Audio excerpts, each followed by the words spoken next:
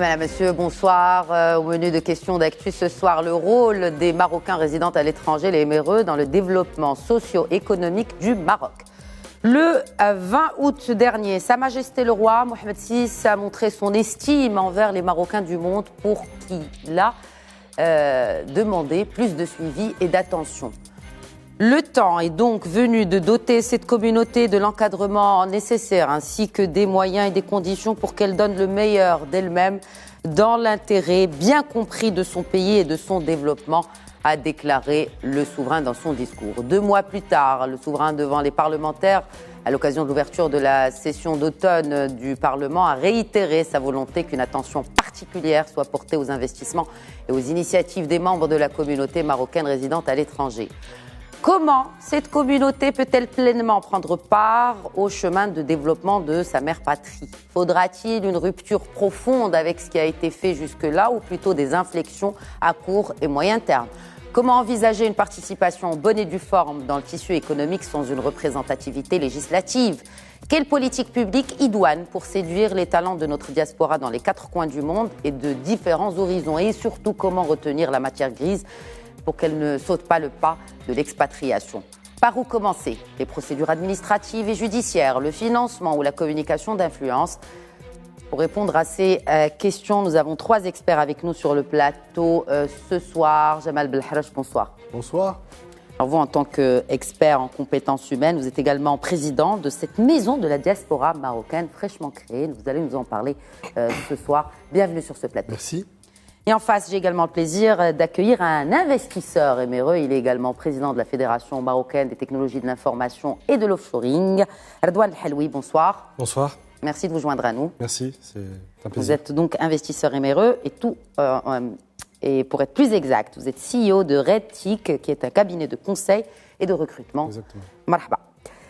Et par Zoom, cette fois depuis Bruxelles, avec nous, Dr Samir Qaddar, président du réseau des compétences marocaines dans le médical dans le monde et également spécialiste en anesthésie, réanimation et gestion politique de santé, directeur de la clinique spécialisée DDG à Bruxelles. Bonsoir, Dr Qaddar, merci de vous joindre à nous.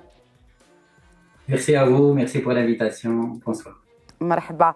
Alors, on va peut-être commencer par un retour sur expérience, ou ce qu'on appelle un peu dans le jargon managérial ou corpo, un use case de chacun de vous. Messieurs, je commencerai par vous, Jamal Belharach, bien sûr, sur cette question du développement du Maroc grâce aux compétences des Marocains de résidents à l'étranger. D'abord, merci pour votre invitation et je voudrais juste repréciser que Sa Majesté a déclaré sa flamme à la diaspora marocaine dès son accession au trône. C'est vrai. Et qu'à partir de ce moment-là, la relation a complètement changé avec la diaspora. Et si vous permettez, ce soir, je parlerai de diaspora et pas de MRE. Et je vous expliquerai pourquoi tout à l'heure, parce que c'est très important. Et donc, s'agissant de votre question aujourd'hui, c'est une évidence que la diaspora a un rôle important dans la contribution. Je vois nos expériences respectives aujourd'hui font que lorsqu'on est venu pour une raison ou pour une autre, on apporte des choses différentes. Quand vous dites on, vous? Moi le premier, puisque j'ai fait le choix de rentrer en 1997, à l'âge de 34 ans, et on est quelque part aussi ce qu'on appelle des game changers. On arrive avec des nouvelles règles, des nouveaux fonctionnements pour contribuer à l'évolution de notre pays, parce que la diaspora a un lien indéfectible avec son pays, là où elle est aujourd'hui, quel que soit son statut. C'est pour ça que j'insiste beaucoup. Parler de Marocains résidant à l'étranger, ça s'appelle de l'assignation. Or, ils sont citoyens anglais, français, allemands, australiens, mais ils restent marocains. Donc c'est pour ça que le concept de la diaspora, ce sont des Marocains d'origine qui sont disséminés à travers le monde. Et la diaspora est un terme beaucoup plus dynamique et qui prouve que l'évolution de la sociologie de cette diaspora a changé. On parle ici quand même de 16% de la population marocaine, 5,8, près de 6 millions de Marocains résidant à l'étranger, ou en tout cas 5,8 personnes qui constituent cette diaspora, comme vous aimez l'appeler ou la définir, Jamal Belharach. Même question pour vous, Redouane Helloui. Votre retour sur expérience, après votre retour justement à votre pays d'origine, le Maroc. Effectivement, retour sur expérience, ce qui est intéressant, c'est que je suis venu aussi à l'âge de 34 ans. On dirait que cet âge-là, il est assez spécial. Je suis né, j'ai grandi en France aussi. Et puis effectivement, à un moment donné, on se pose des questions. Et effectivement, il y a le pays qui nous rattrape, qui nous attire. Venir passer pendant les vacances, c'est une chose. C'est complètement autre chose que de venir s'installer et s'insérer effectivement dans le tissu économique. Donc oui, oui, Et dans tout le à fait. tissu social, avant de s'insérer dans le tissu économique, cette adaptation aussi à une réalité de la société marocaine qui est complètement, je dirais pas complètement, mais en tout cas très différente dans l'environnement dans lequel vous avez évolué jusqu'à vos 34 ans. Alors effectivement, je pense qu'il y a peut-être il y a deux niveaux de diaspora. Il y a ceux effectivement qui sont nés, qui ont grandi à l'étranger et effectivement qui arrivent avec ce qu'on appelle un processeur formaté dans le pays où ils sont nés, avec une interface qui est marocaine. Et effectivement, ceux qui sont nés, qui ont grandi au Maroc et qui ont grandi au Maroc, qui ont fait leurs études et qui sont partis. Et puis il y a une troisième catégorie, ceux qui sont nés, qui ont grandi, qui ont étudié, qui ont travaillé des années, en moyenne 4-5 ans ou 6 ans, voire jusqu'à 10, et qui sont partis.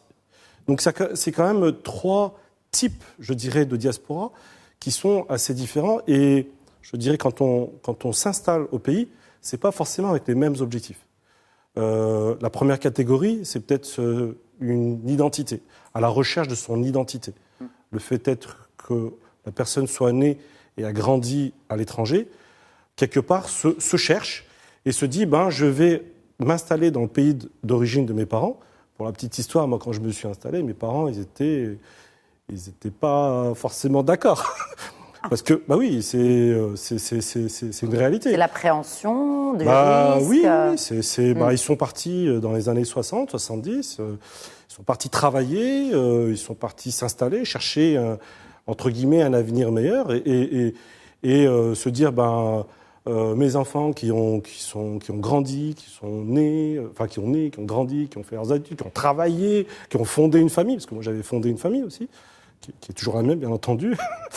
Et de se dire qu'on va faire le pas, se dit mais ça va pas, qu'est-ce qui t'arrive, qu'est-ce qui se passe. Mais en fait c'est le fait, je répète, la première catégorie, le fait que la personne cherche son identité. La deuxième catégorie, c'est un attachement familial, parce que la première catégorie, son attachement familial, elle est toujours à l'étranger. La deuxième catégorie, c'est l'attachement familial, parce qu'il y a encore les parents, les oncles, les tantes. C'est aussi le fait de revenir. Et puis la troisième catégorie, je pense que c'est encore un peu trop frais, parce qu'on a eu des départs ces dernières années, et l'avenir nous dira effectivement comment eux ils ressentent. Je pense à peu près même la deuxième catégorie, mais ils ont ce retour d'expérience. Ils ont cette expérience qu'ils ont vécue au Maroc professionnellement parlant, voilà, qui connaissent là, c'est le purement mindset, professionnel. et à l'étranger. Et là, ce sera intéressant de voir comment ils réagiront à leur retour. Très bien. Alors là, on ne parle pas de retour pour vous, docteur Samer Qdar, mais vous êtes justement à la tête de ce réseau des compétences médicales marocaines du monde, peut-être un retour sur expérience de ces compétences dans le domaine médical. Et on sait aujourd'hui comment nous souffrons d'un phénomène de fuite justement de cerveau, notamment et tout particulièrement dans ce secteur du médical, tout comme le secteur de l'ingénierie. Alors parlez-nous de votre use case justement en ce qui concerne le secteur médical. Merci, chère madame, pour l'invitation. Honoré d'être parmi vous ce soir. Et en fait, moi, n'importe comment on puisse dire, est-ce que, comme il a bien dit, moi je suis d'accord avec nos deux invités, on dirait diaspora, marocain du monde ou marocain à l'étranger, donc c'est kiff-kiff en fait. Pourquoi? Parce que tout simplement, il y a un cordon ombilical qui est solide. Il y a ce qu'on appelle cette citoyenneté continentale qui est là, qui est présente. Le Marocain, là où il est, de n'importe quelle confession que ce soit musulmane ou juive, il est attaché à ses racines, attaché au Maroc. Et justement, sur ça qu'on doit travailler, que le Maroc travaille. Dans notre expérience sur le réseau, mon expérience personnelle, j'ai quitté le Maroc sur un coup de tête parce que j'avais pas la possibilité à l'époque de faire ma spécialité médicale. Et puis maintenant, je suis installé, je suis directeur d'une clinique, propriétaire directeur d'une clinique au centre de Bruxelles. Mais en même temps, comme je disais à une journaliste, à un de vos collègues, il y a quelques années, plus on s'éloigne, plus on s'approche en fait au Maroc. On a fondé en fait un réseau international des compétences médicales des Marocains du monde. En 2012, maintenant c'est juste 10 ans. Et avec cela, on retourne assez souvent. C'est pratiquement tous les 2 mois, parfois même tous les mois. Donc avec des projets, avec des partenariats au sein d'un partenariat vraiment solide avec des universités, donc des instituts, avec des régions, et maintenant avec ce souffle royal donc de la grande réforme, ou plutôt la refonte de la santé. Donc on va petit pas à petit pas donc pour justement consolider cette refonte et cette nouvelle réforme que Sa Majesté voudrait bien l'installer au Maroc. Il faut dire Est-ce que aussi cela nous implique travaillons- justement un retour des compétences? Jamal Pardon, Belkhrach dit non. Est-ce que cela implique aussi un retour des compétences Ça, c'est de une grande médecins et d'infirmières et d'infirmiers marocains qui ont choisi l'expatriation au lieu d'exercer ici au Maroc? Alors, avec cette refonte que vous avez parlé, dont vous avez parlé, cette refonte du secteur de la santé, est-ce que vous travaillez dans ce sens? Est-ce que vous avez des retours, peut-être de la communauté de médecins, qui a des projets de allez, on va s'embarquer dans ce train du changement du secteur de la santé du royaume? Vous savez, vous avez bien raison. Et c'est facile de parler l'inversement donc de la vapeur pour pouvoir inverser cette fuite de cerveau, cette fuite des compétences médicales et notamment, mais c'est pas évident. Il faut asseoir une certaine modification administrative. Heureusement, c'est le cas parce que maintenant, donc il y a une ouverture des capitaux, ouverture donc aux compétences étrangères, notamment marocaines. Nous travaillons sur ça. Il y a des gens qui sont déjà retournés, d'autres qui sont en cours, mais ce qu'on est occupé à faire, c'est encourager ce qu'on appelle cette mobilisation circulaire, donc cette migration circulaire. On n'est pas obligé, comme ça a été dit par Sa Majesté donc le 20 août, on n'est pas obligé de s'installer à temps plein. On peut s'installer d'une manière partielle, et puis petit à petit, on fera ce transfert donc partiellement, puis petit à petit, peut-être totalement, à un certain moment. Mais vous avez cité un chiffre tout à l'heure de 16%. 16%, c'est une statistique de l'OCDE qui date de 2010. Absolument. Ce sont le nombre des hauts diplômés, le pourcentage des hauts diplômés au sein de la communauté marocaine résidant à l'étranger. Mais ce pourcentage est ancien, donc est en augmentation. Mais ce qui est important, c'est le nombre d'étudiants qui sont inscrits chaque année dans les universités et aux instituts et les grands instituts donc d'enseignement et qui sont d'origine marocaine. Vous rendez compte, c'est une progression géométrique. Au bout de quelques années, donc ça va être mais vraiment donc un pourcentage énorme. Et il faudrait qu'on travaille sur ça ensemble. Mais moi, quand je parlais des 16%, c'est vraiment 16% de la population, parce qu'on parle de 5,8 sur une population plus ou moins de 37 millions de Marocains. Une population de 5,5 millions. C'est ça, 5,8, c'est ce que je disais tout à l'heure. Et donc, c'est 16% de la population marocaine. Mais vous, ce que vous dites, en fait, c'est les 16% dans cette communauté, ce sont de hauts diplômés, c'est ça? 16% de... Et ça, c'est le chiffre qui date de 2010. Très bien. Très bien. D'accord. Est-ce que vous avez quelque chose à ajouter sur justement ce retour sur expérience pour qu'on puisse passer à un autre volet de notre discussion et qui est justement, pour entrer vraiment dans le vif du sujet, qui est relatif d'abord à ses talents avant qu'on parle d'investissement. Jamal Belkhrach, vous connaissez bien les compétences, marocaines, ce monde je n'aime pas les appeler ressources humaines, je préfère le terme compétences humaines. Vous connaissez bien, mais pour vous, le retour serait difficile. Peut-être pas que dans le médical. D'abord, si vous permettez, je pense qu'il faut arrêter... c'est pas vous qui l'avez évoqué, mais souvent on fait un procès en non-patriotisme de la part de ces générations, soit qui partent, soit qui ne veulent pas revenir. Le véritable sujet, d'abord, c'est l'offre Maroc. Quelle est-elle? Pour ceux qu'on voudrait qu'ils restent. En matière, si on prend le secteur médical, il y a un véritable sujet, il y a des réformes qui sont en cours, mais dans tous les secteurs d'activité, il y a une absence d'offre Maroc pour que les gens aient envie de rester. Ensuite, il y a une absence d'offre pour ceux qui voudraient potentiellement venir. Notre ami et moi-même, on a fait ce choix. Sauf qu'on a découvert que c'était pas Disneyland, le Maroc, quand on vient pour y travailler ou pour y vivre. D'accord? Vous disiez effectivement, on parlait d'immigration circulaire tout à l'heure. Aujourd'hui, le monde a changé. La sociologie des Marocains à l'étranger a changé. Donc ça veut dire qu'il faut accepter que les gens ne viennent pas pour s'installer durablement. Et pour ce faire, il faut que la législation elle-même change et accepte des Marocains qui viennent s'installer pour 1 ou 2 ou 3 ans. Un exemple. C'est quoi la législation Un exemple très simple, très très simple. Imaginons que Khadija habite en Australie, décide de venir 3 ans au Maroc. Elle a un projet, elle monte un projet, elle travaille. Très bien, elle gagne de l'argent. Khadija, elle ne pourra pas renvoyer son argent en Australie. Parce qu'elle est marocaine. Dès qu'elle atterrit à l'aéroport, elle est marocaine à 100%, elle ne jouit plus de ses droits, entre guillemets, de double culture, etc., de double nationalité. Donc ça veut dire qu'il va falloir accepter de réfléchir à de nouvelles modalités de relations avec la diaspora, parce que la diaspora est sédentarisée. Mais elle peut aussi contribuer à son pays en étant là où elle est aujourd'hui. Mais on ne peut pas contribuer à son pays, parce que vous parlez de législation, c'est très très important.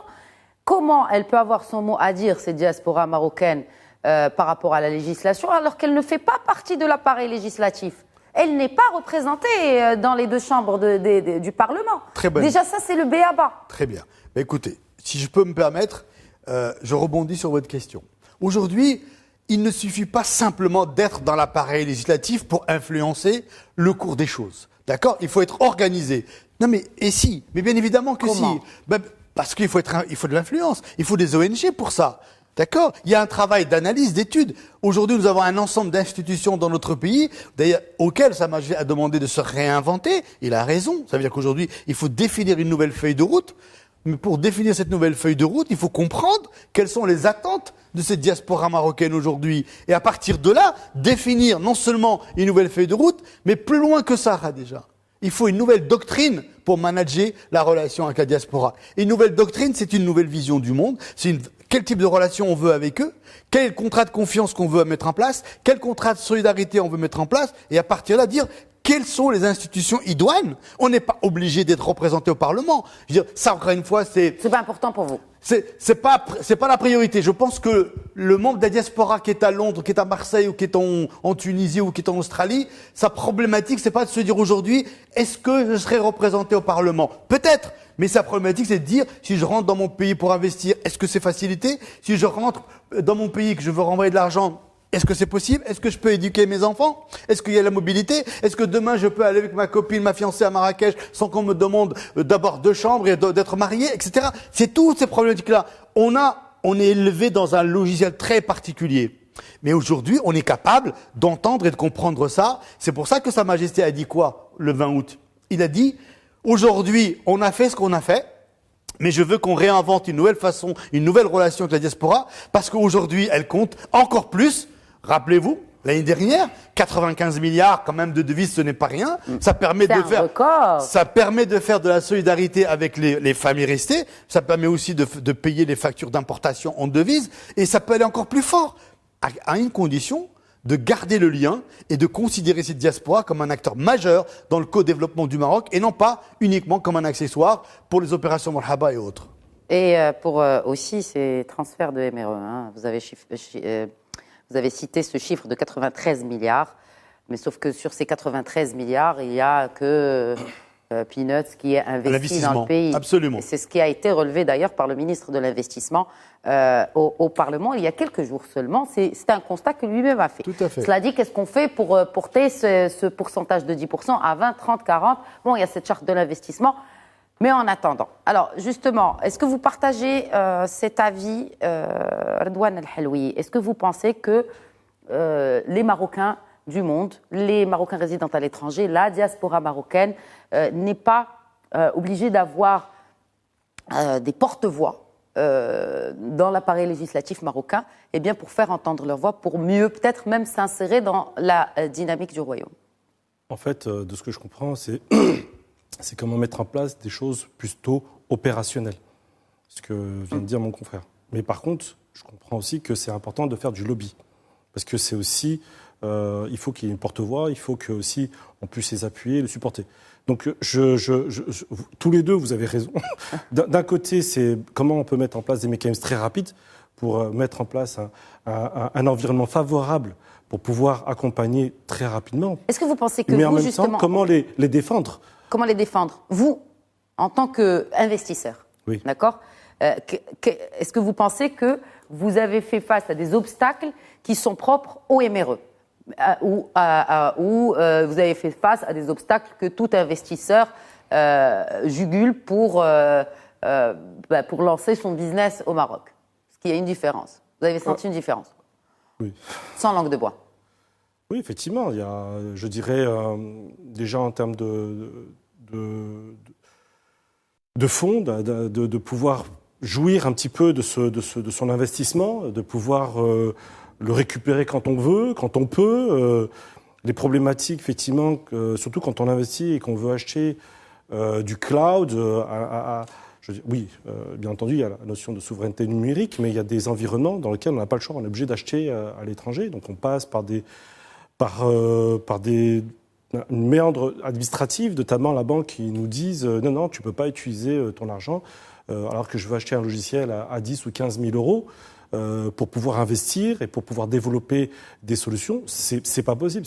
Je dois développer du business par rapport offshore. À la circulation des capitaux, on parle. Ah oui, aujourd'hui, si je parle dans le cadre de l'activité, si effectivement on développe des solutions logicielles, on a besoin d'acheter des frameworks, des solutions qui vont nous permettre de faciliter le développement.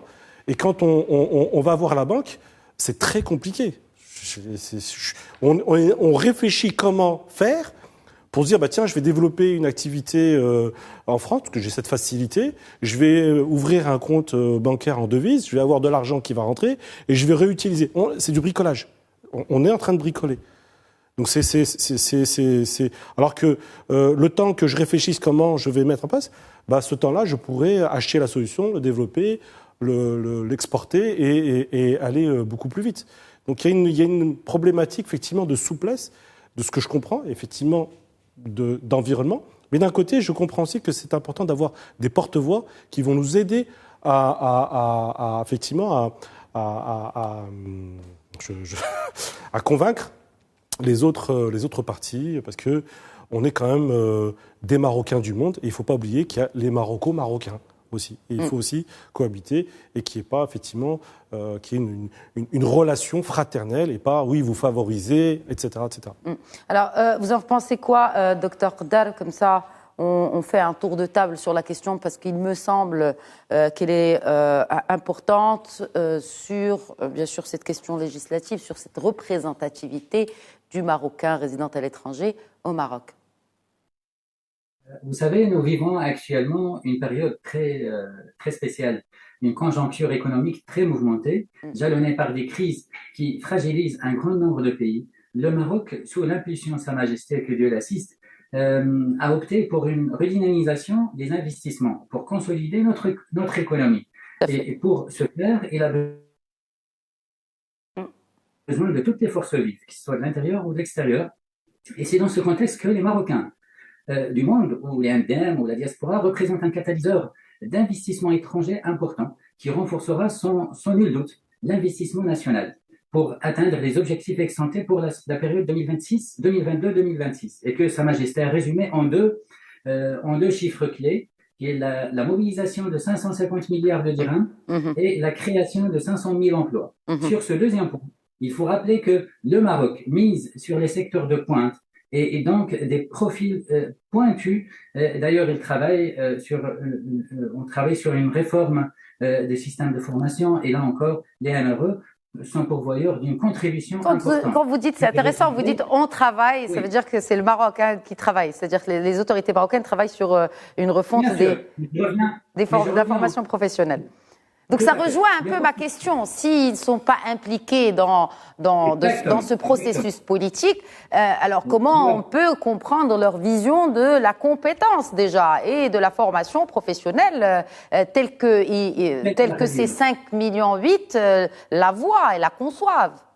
Exactement. C'est pour ça que je ne rejoins pas l'avis, donc je suis contre l'avis de Jamel. Nous, on a envie d'être représentés. Et il l'a dit, Sa Majesté. Donc, il faudrait qu'on s'implique dans la prise de décision, dans le fait de donner sa voix, que ce soit dans l'institutionnel, le constitutionnel, donc partout, dans les conseils d'administration, le Marocain du monde. Et on l'a dit au début, c'est un Marocain, point. Donc c'est à l'intérieur comme à l'extérieur, tout le monde doit être et doit se représenter comme cette force vive.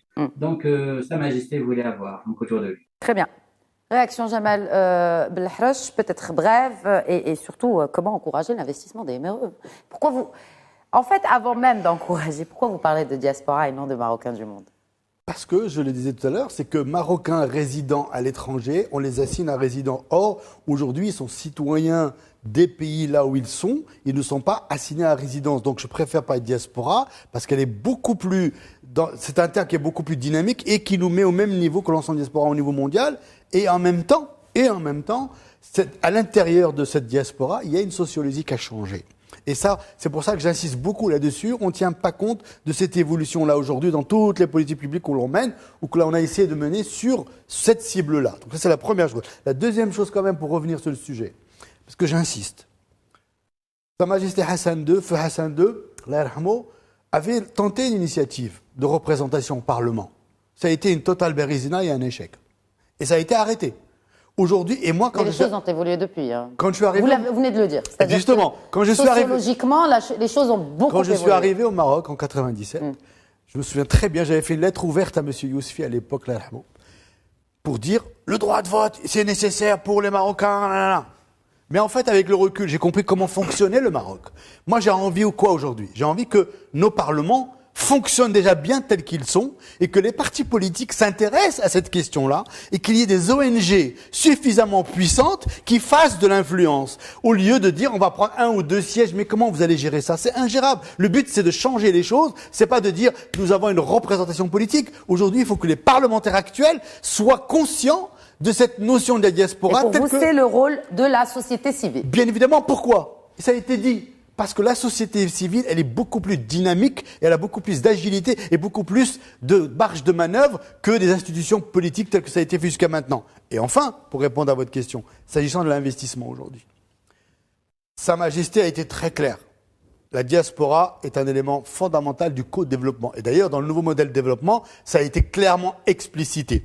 Maintenant, les investisseurs de la diaspora, bien sûr que c'est pas pour monter un hanout ou un truc, c'est important, ça aide, mais là, ce qu'on cherche, c'est un investissement beaucoup plus structuré, notamment dans les secteurs d'avenir, que ce soit la medtech, le numérique, etc. Et on a plein de talents à travers le monde qui sont dans ce secteur-là. Maintenant, pour les inciter à venir, il faut assurer la liberté de circulation, aussi bien des personnes que des capitaux. Voilà, c'est ce qui a été dit tout à l'heure. C'est fondamental.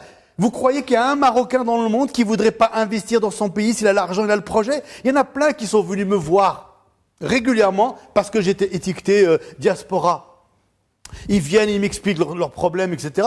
On leur dit bien sûr on peut faire des choses, mais une fois qu'ils ont été entre guillemets dans les circuits, ils sont très vite démobilisés. Et ils se disent non, c'est pas pour moi et je repars. Au début, on les accueille bien. Quand quelqu'un vient et qui veut investir, on est content. Non. Mais est-ce que vous pensez que peut-être dans le process d'investissement, parce que l'investissement ne s'arrête pas là où on a signé, il faut un accompagnement.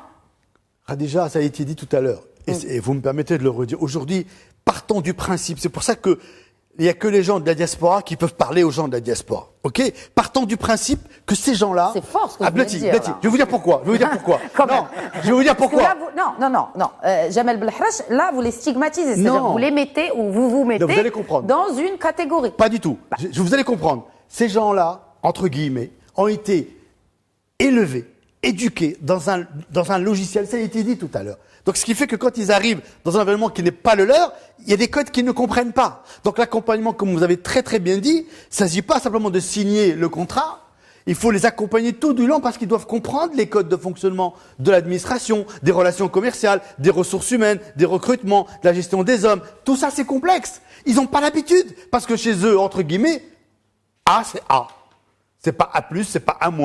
Et donc, c'est important. Et on est capable de capter cette communauté-là aujourd'hui parce qu'elle est fondamentalement utile pour pour le pays dans différents secteurs. Donc vous pensez que le guichet au niveau de l'AMDI, de l'Agence marocaine de développement des investissements et des exportations, le guichet qui va être créé, ça a été annoncé par le ministre de l'Investissement, dont dépend cette agence, va aider, mais il doit avoir des MRE là-dedans pour qu'ils puissent parler le même langage que l'investisseur de la diaspora. C'est important d'avoir des gens qui parlent la même langue. Et c'est important. L'initiative de l'AMDI, elle est fabuleuse parce que c'est vraiment un des outils. C'est pas le seul. Il y en a plein d'autres à mettre en place. Il y en a plein d'autres. Mais c'est important. D'ailleurs, la preuve, quand on a décidé de créer la maison de la diaspora il y a 1 an, entre guillemets, l'idée c'était de dire cet outil, ce réceptacle qui va accueillir les investisseurs de la diaspora, à l'intérieur, on aura des équipes. Et ces équipes-là devront être, entre guillemets, issues de la diaspora pour pouvoir parler le néerlandais, l'allemand, l'espagnol, Déjà, etc. on parle de langue dans le sens propre, pas figuré. Pas la langue dans le sens où code sociétaux, sociologie. Non, c'est dans le côté vernaculaire des choses. C'est-à-dire qu'aujourd'hui, savoir parler... Parce que vous avez des gens qui ne parlent pas très bien l'arabe, mais entre guillemets... on en fait partie, on est un certain nombre, mais c'est important de se sentir à l'aise. C'est quand même leur pays d'origine qui a vu naître leurs parents, leurs grands-parents, et ils ont envie de faire des choses. Et encore une fois, nous avons un concentré de talent à travers le monde qui est juste incroyable, et ça a été vu lors de la crise sanitaire. Beaucoup de nos talents au niveau mondial ont été utiles dans le cadre de cette crise sanitaire, et c'est aussi ça qui a réveillé un peu les consciences politiques pour dire stop, il va falloir qu'on bouge et qu'on crée cette nouvelle doctrine. Redouane Haloui. Quand on parle, bien sûr, d'investissement, il y a des opportunités. On a parlé tout à l'heure des obstacles. Alors, quand on parle d'opportunités aujourd'hui, est-ce qu'elles sont bien marketées à l'étranger pour cette communauté? Parce que tout à l'heure, je parlais de freins administratifs. Bon, ça, c'est pas propre au MRE. Judiciaire aussi, très important. Financier, vous avez parlé tout à l'heure des banques, pour la circulation des capitaux, mais pas que, pour le financement aussi, parce que une banque est appelée aussi à financer un projet. Et il y a ce point tout aussi important, qui est justement relatif à cette communication d'influence auprès de cette communauté.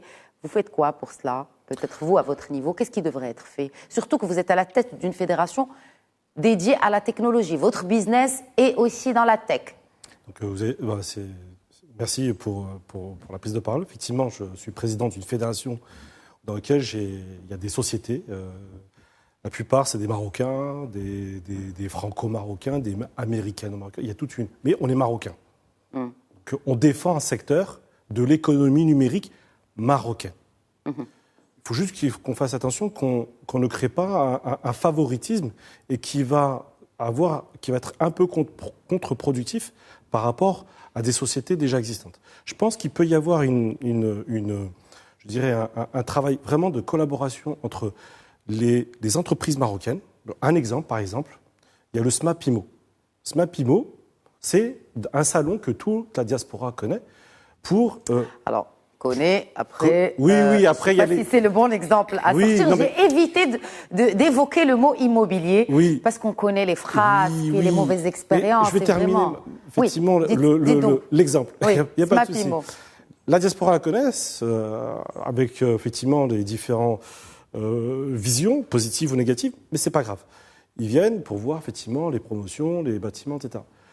Pourquoi on ne mettrait pas en place un SMAP digital, par exemple dans le cas du numérique, qui met en valeur effectivement la tech marocaine, les entreprises, à destination sur un public de la diaspora marocaine? Je m'explique. C'est des entreprises qui sont au Maroc, qui cherchent des investisseurs. Donc au lieu d'aller courtiser des investisseurs étrangers, on pourrait courtiser ces investisseurs de la diaspora. Tu veux t'installer au Maroc, il n'y a pas de problème. Sache que ce que tu veux faire, il y a déjà des sociétés qui existent déjà et qui en plus cherchent du financement. Ça tombe bien, vous pouvez vous mettre d'accord. C'est-à-dire qu'on fait un travail avec les entreprises déjà sur place qui effectivement cherchent du financement et en même temps se dit oui, je veux effectivement me montrer effectivement mon savoir-faire et ça tombe bien, tu peux aller courtiser. D'abord, courtisons ces investisseurs de la diaspora avant d'aller courtiser les investisseurs étrangers, parce que la diaspora est aussi des porte-parole de notre pays. Parce que si on va courtiser des investisseurs étrangers, il y aura forcément quelqu'un autour de cet investisseur, marocain, il y a des Marocains, là, il y en a partout. Ah, là, nanana, il faut... etc. Alors ça peut être négatif, que ça peut être positif, on ne sait pas. Mais c'est important d'orienter effectivement ça, ce qui permet de dire, cet investisseur de la diaspora, il ne va peut-être pas investir, mais il va peut-être parler autour. Dire, tiens, j'ai vu quelque chose, mon pays fait des trucs formidables, magnifiques. C'est un ambassadeur de son pays, dans le pays où il réside. Exactement. Et je pense que c'est applicable aussi dans le domaine médical, et vous avez évoqué un point très important tout à l'heure, c'est ce projet d'ailleurs qui est sous l'impulsion royale d'ouvrir ce secteur de la santé à des partenariats étrangers, à de l'investissement étranger. Vous en pensez quoi sous le prisme médical, Dr Qaddar? Est-ce que vous avez peut-être une expérience à partager avec nous d'un investisseur émireux dans le secteur du médical? Qu'est-ce qui pourrait être fait pour booster ces investissements dans le secteur médical dans notre pays? Et sachant que la demande, elle est là, hein, elle n'est pas approuvée, c'est sûr. Le besoin, la demande, elle est bien là. Même si le marché n'est pas énorme, mais la demande est là. Vous savez qu'il y a des orientations royales. Il y a un effort qui a été effectué. La définition du pacte national d'investissement, la mise en place d'une charte d'investissement, le renforcement des moyens des CRI, des centres régionaux d'investissement par an. Au niveau de la santé, il y a une volonté quand même assez importante qui est faite soit par le gouvernement, justement pour ouvrir le système de santé. Il y a cette protection de santé générale, qui va être terminée bientôt. Donc, construction des hôpitaux. Donc, tout ça, c'est important. Mais seulement, il faut, comme il a été dit par nos collègues, c'est la communication.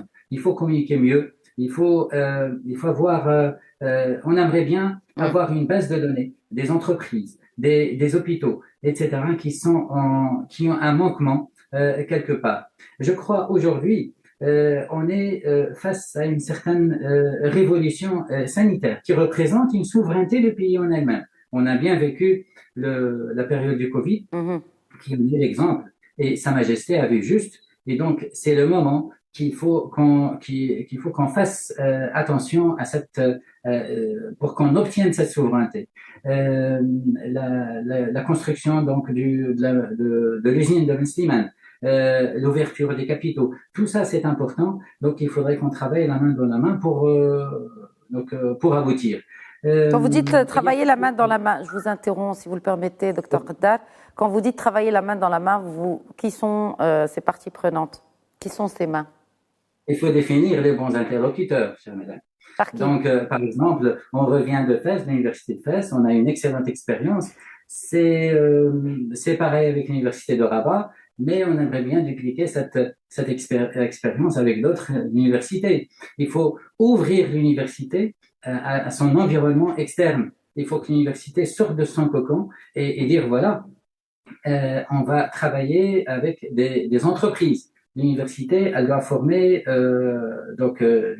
pas dire, elle doit travailler avec des entrepreneurs. Il faut valoriser la science. Il faut valoriser, il faut avoir une véritable innovation qui doit aller dans le sens des sujets principaux et prioritaires, qui sont le changement climatique, la pénurie d'énergie, la pénurie des ressources, la réflexion des ressources. Sa Majesté l'a rappelé dernièrement, l'eau, le vieillissement de la population, la santé, donc tout ça c'est important. Et je cite un exemple, un point très important, celui de la digitalisation. Donc on a des ingénieurs là qui sont excellents ingénieurs dans tout ce qui est technologie non mais ces ingénieurs ils restent pas, hein.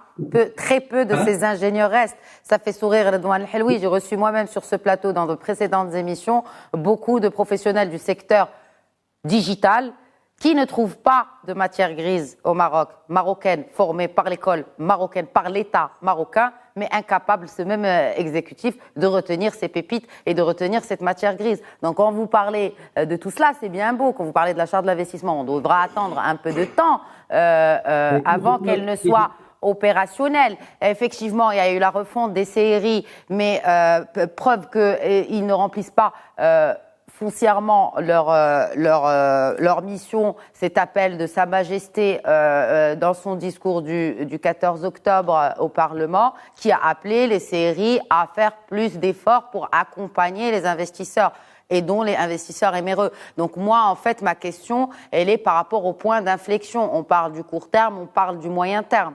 parce que le Maroc a besoin aujourd'hui, pas demain, pas après-demain, de ces compétences. Exactement. On a besoin aujourd'hui. Alors comment? Quels sont ces points d'inflexion selon vous, Dr Qaddar? Le PIB, donc le pourcentage de PIB qui est réservé à la recherche scientifique et développement et innovation, il est très bas. Donc il faut augmenter ce PIB. En augmentant ce pourcentage de PIB, on augmentera l'employabilité. Très bien. Et on augmentera, donc par conséquent, on va augmenter le PIB, donc d'une manière générale. C'est pour ça, il faut améliorer les conditions de ces chercheurs, améliorer les conditions donc de ces ingénieurs dont vous parlez. C'est ça le plus important. Donc il faut travailler. On a maintenant un signal fort, celui de la nomination du nouveau directeur général donc du fonds d'investissement, c'est Michel Aoun, qui est un excellent financier. Donc on espère avoir donc une révision de ce PIB donc réservé à la recherche, à l'enseignement supérieur et la recherche et la formation continue. C'est ça dont on a besoin. On a besoin d'introduire l'anglais au niveau des écoles et non jusqu'à la fin donc de l'université ou au cours de cursus universitaire. C'est dans le pipe. Ouverture. C'est dans le pipe dans les projets du ministère de l'Éducation nationale. Voilà, ça me vient. Une réaction là-dessus, Redouane El-Helloui? Ah oui, complètement. Est-ce qu'il y a des points d'inflexion? Est-ce qu'il faut, et cette question je l'ai posée dans mon introduction, elle me tient vraiment à cœur, est-ce qu'il faut vraiment une rupture profonde par rapport à ce qui a été fait jusque-là, ou des points d'inflexion moins importants qu'une rupture totale ou qu'une refonte totale qui peuvent être déclenchés? C'est un sujet qui me tient à cœur, puisque j'ai aussi une casquette de vice-président de DIMICODER. C'est une association qui fait de la sensibilisation, de la rotation des métiers, des jeunes sur les métiers du numérique qui sont générateurs d'emplois. Le secteur du numérique est un vrai levier pour notre économie nationale. Maintenant, sur la partie compétences, sur du court terme, et je vous rejoins, effectivement, nous avons des entreprises qui refusent de traiter un projet, des projets qui arrivent, et qui disent j'ai pas les ressources. Et ça, c'est dangereux, parce que nous risquons de perdre, effectivement, cette destination Maroc qui est connue. Aujourd'hui, je ne vais pas dire low cost, je dirais plutôt best cost, et dans lequel il faut absolument mettre en place un cadre et revoir le mécanisme. Pour information, la fédération APEBI, elle est pilote d'un projet porté par l'Organisation internationale du travail, avec le ministère de l'Emploi, la CGM et l'ANAPEC, sur lequel ça fait 2 ans que nous travaillons sur une refonte. C'est-à-dire, comment est-ce que c'est normal que les métiers sont décidés par des fonctionnaires? C'est-à-dire, ce sont les professionnels qui insèrent, on est bien d'accord. Donc c'est eux qui connaissent leurs besoins. Donc c'est important de construire un référentiel métier dans lequel il soit validé par les professionnels. C'est le minimum. Travaillons d'une manière agile. Et ce référentiel métier, il peut être partagé par tout le monde. Les centres de formation professionnels, privés, publics, les ministères, tout le monde. Les acteurs d'information. Pourquoi? Parce qu'il y a une étude qui montre que la durée de la compétence technique moyenne, on en parlait tout à l'heure, elle est de 24 mois. Ça va tellement vite que comment voulez-vous que l'école ou que les universités hautes commencent à réfléchir au métier et se dire, voilà, je vais mettre en place ces parcours, et c'est déjà dépassé. Il faut qu'on travaille avec l'État, avec les acteurs de la formation, professionnels, publics et privés, et les professionnels, d'une manière agile. Quels sont les métiers dont vous avez besoin? Quelles sont les formations dont vous avez besoin? Quel est le parcours de formation? On peut aller plus loin. C'est intéressant parce qu'il existe des centres de formation qui sont plugués à des écosystèmes, pour ne citer que l'automobile et l'aéronautique. Ce que je veux dire, c'est que quand on veut vraiment instaurer une politique de formation qui soit accompagnatrice d'un secteur que nous trouvons important pour notre économie, on le fait et ça marche. Alors, vous avez parlé de l'automobile, moi je parle d'un secteur qui est en pleine ébullition. C'est pour ça que je dis que pour le digital, il y a urgence aujourd'hui qu'on plug la formation à cet écosystème balbutiant du digital dans notre pays. Oui, tout à fait. Donc ça, c'est du moyen terme. C'est-à-dire que le temps qu'on mette en place les références à métier, les parcours de formation, qu'on se mette d'accord. Et sur le court terme, il faut qu'on puisse répondre. Là, il y a des projets, quand je dis court terme, c'est demain. C'est même pas demain, c'est aujourd'hui. Je refuse. Nous avons fait dans les recommandations un visa talent marocain. Si on veut être un hub au niveau du continent, il faut qu'on puisse proposer aux investisseurs, donc la diaspora et aux autres, des mécanismes qu'on puisse recruter à l'international. Quand on cherche des compétences type, je ne sais pas, architecte, 5G, 5G c'est nouveau, hein. On n'en a pas. Il faut les chercher ailleurs. Mais entre-temps, on ne peut pas avancer, parce qu'on n'a pas la ressource. Etc., donc ce que vous dites, c'est que ne pas dépendre que de la ressource et de la retenir, mais aussi faire appel à la ressource, ce qui est déjà fait d'ailleurs, même dans le médical. Il faut savoir répondre sur du court terme tout de suite. Ça, c'est au nom de tous les professionnels, et on est tous d'accord. C'est-à-dire comment je peux répondre à mes projets tout de suite. Bien entendu, la France l'a fait. La France a mis en place le visa French Talent. Et ça a permis effectivement ces départs, et pas que la France, le Canada et d'autres pays. Oui. Pourquoi nous ne mettrions pas en place des mécanismes type visa talent marocain, avec en plus, quand on regarde le continent africain, on n'est plus d'1 milliard. Et en plus, avec une chance extraordinaire, c'est un continent jeune et qui en veut et qui a fait des études. Ils ont aussi d'expérience. Travaillons avec eux. Faisons en sorte de les faire venir, de faciliter leur accompagnement pour s'installer. Diaspora y compris, bien entendu. Hein. Mais il faut qu'on ait une force vive qui nous permette effectivement de pouvoir répondre tout de suite. Rupture ou inflexion? Point d'inflexion, Jamal Belharj. Pour faire bouger les choses, pour qu'on finisse sur une note plutôt tournée vers l'avenir. Oui, je pense que vous avez raison. Votre question est beaucoup plus politique que économique. Et c'est important, et c'est intéressant. Les deux sont indissociables. Absolument. D'abord, je pense que ce qui est important de dire aujourd'hui, c'est qu'il y a un lien émotionnel intangible entre la diaspora et son pays. Mais il y a un problème de confiance. Et votre point d'inflexion, c'est la confiance. Comment installer la confiance entre les deux parties ? Comment faire en sorte que l'image du monde de la diaspora aujourd'hui soit beaucoup plus positive dans l'inconscient marocain? Je pense déjà que ces deux appels de Sa Majesté le roi Mohamed VI, c'est un motif de confiance, de rétablissement de cette confiance. Mais justement, ce qu'il faut savoir, c'est que la diaspora a créé ce lien de confiance avec Sa Majesté dès son accession au trône. Tout à fait. Et ça, c'est fondamental. Oui, mais il faut que les autres choses suivent. Et j'y viens. Et donc, ça veut dire quoi? Et le message de Sa Majesté le mois d'août, c'est quoi? C'est dire aujourd'hui, c'est qu'il a pris conscience aussi qu'il y avait des choses à améliorer. Et votre question, est-ce qu'on est dans la rupture ou est-ce qu'on est dans l'amélioration? Aujourd'hui, clairement, on est dans la disruption. C'est pour ça qu'il faut inventer une nouvelle doctrine pour adresser les problématiques et les enjeux de la diaspora. Et c'est dans ce cadre-là qu'on a créé la Maison de la Diaspora. 4 objectifs simples. Recevoir, créer ce réseau mondial de talents, mais dans tous les secteurs d'activité pour demain devenir une force d'influence pour notre pays. 3, promouvoir tous les projets du Maroc pour donner ce lien de confiance et garder le lien. Et 4, faire les études nécessaires pour voir l'évolution de cette diaspora et faire justement en sorte qu'il y ait de l'influence avec le législateur. Et donc être un élément de l'écosystème, pas à côté, pas devant, pas derrière, et être contributif. Donc votre point d'inflexion de base, c'est encore une fois la confiance, parce qu'aujourd'hui, un investisseur, quel qu'il soit, doit se sentir en sécurité, mais celui de la diaspora, il y a encore quelque chose de supplémentaire, qui est ce lien émotionnel. Il a envie de voir son pays encore comme un véritable dragon de l'économie, et c'est possible. J'essaie d'identifier les parties prenantes, pendant que vous parliez de ces 4 objectifs. Donc là, j'ai identifié l'AMDI, parce qu'il faut promouvoir, vous dites. Qu'en est-il des 3 autres? Écoutez, aujourd'hui, moi j'ai rencontré le ministre en personne, Sidi Azouli. Il a été très, très, très réceptif. Il m'avait annoncé justement cette histoire du guichet. Et au contraire, ils sont très réceptifs. Aujourd'hui, ce qu'il faut, en tout cas l'ambition qu'on nourrit nous avec notre association, c'est de créer les conditions pour que tout le monde se mette autour de la même table pour valider les orientations de Sa Majesté et les emmener. Sa Majesté a été très claire, il faut qu'on y aille. Donc le CCME, la Fondation Hassan II, etc., tous ces gens-là doivent travailler ensemble. Mais le rôle et les attributions du CCME, du Conseil de la communauté marocaine à l'étranger, est appelé à changer, ou sont appelés à changer ces attributions. Pour construire une doctrine nouvelle, il faut effectivement repenser la chaîne de valeur de la diaspora et de se dire quels sont les acteurs nationaux qui doivent répondre à chacune de ces aspirations-là. Mais ce qui est sûr, c'est que s'il n'y a pas la confiance déjà entre les acteurs nationaux ici, comment voulez-vous établir une confiance avec la diaspora à l'étranger? On ne va pas finir sur une note pas très optimiste, Jamal Belharj, mais peut-être...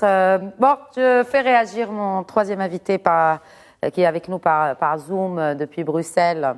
Un ou deux points d'inflexion avant qu'on termine cette discussion. Docteur Qaddar.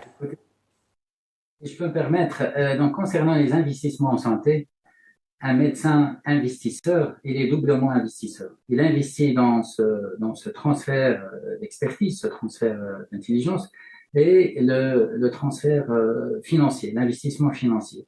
Donc, un médecin qui s'installera, donc construira une clinique ou un hôpital privé ou que sais-je, et il ne doit pas être considéré comme un simple investisseur. Donc, il faut, d'autant plus qu'on vit une situation difficile actuellement, et on a envie de lancer cette réforme de la santé assez rapidement, parce qu'on est dans l'urgence. Il faut une fluidité administrative, une aide beaucoup plus importante à cet investisseur médecin. Et je parle des investisseurs médecins, que ce soit de l'intérieur ou de l'extérieur, c'est pareil. Donc, il faut les aider. Donc, pour que leur projet se concrétise et pour justement donc avoir cette couverture sanitaire le plus rapidement possible. Merci beaucoup, Dr Samer Qaddar, président du réseau des compétences médicales marocaines du monde. Merci d'avoir répondu à nos questions. Merci à vous. Merci à vous également, Jamal Belharaj, président de la Maison de la Diaspora. Et merci à vous également, Redouane Helloui, président de l'APB. Merci. Et merci à vous, chers téléspectateurs, pour votre fidélité à Questions d'actu. Je vous donne rendez-vous demain, Inch'Allah. D'ici là, portez-vous bien. Très bonne soirée.